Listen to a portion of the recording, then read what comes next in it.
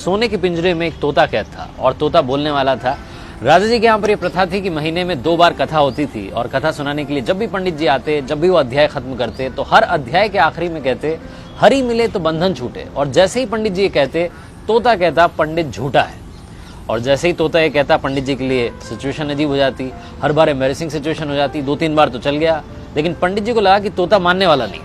पंडित जी अपने गुरु के पास गए और गुरु जी को बताया कि वहां पर जब राजा के यहाँ पर कथा सुनाता हूं और कहता हूं कि हरि मिले तो बंधन छूटे, तो तोता कहता है कि पंडित झूठा है।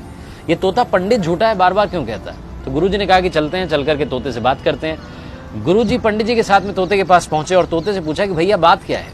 तो तोते ने बताया कि गुरु जी एक बार मैं एक ऋषि के आश्रम में पहुंचा, वहां पर मंत्रोच्चारण हो रहा था, जो उनके शिष्य थे मंत्र बोल रहे थे। मैंने एक मंत्र सुन लिया और मंत्र याद करके मैंने रिपीट कर दिया। जैसे ही मैंने मंत्र बोला तो ऋषि के शिष्यों ने देखा कि बोलने वाला तोता है। उन्होंने मुझे पकड़ लिया, लोहे के पिंजरे में कैद कर दिया।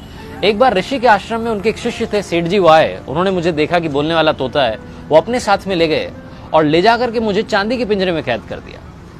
एक बार राजा जी के यहाँ पर दावत थी तो सेठ जी ने सोचा कि क्या गिफ्ट दिया जाए। फिर उन्हें मेरी याद आई, उन्हें लगा कि इससे महंगा कोई गिफ्ट नहीं हो सकता। वो मुझे लेकर के गए और राजा को भेंट कर दिया। रानी को मैं बड़ा पसंद आया और मुझे सोने के पिंजरे में कैद करवा दिया। कुल मिलाकर के रहा मैं पिंजरे में ही, मेरा पिंजरा नहीं छूटा।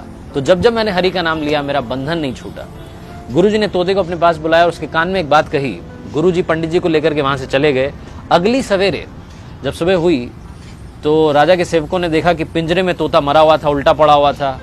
उन्हें बड़ी चिंता हुई और राजा को बुलाने गए। पिंजरे का गेट खोला और जैसे ही गेट खोला तोता उड़ गया और उड़ते उड़ते बोला गुरु मिले तो बंधन छूटे। इस लाइफ में सही गाइडेंस का होना बहुत जरूरी है। आप किससे सलाह ले रहे हैं बहुत जरूरी है।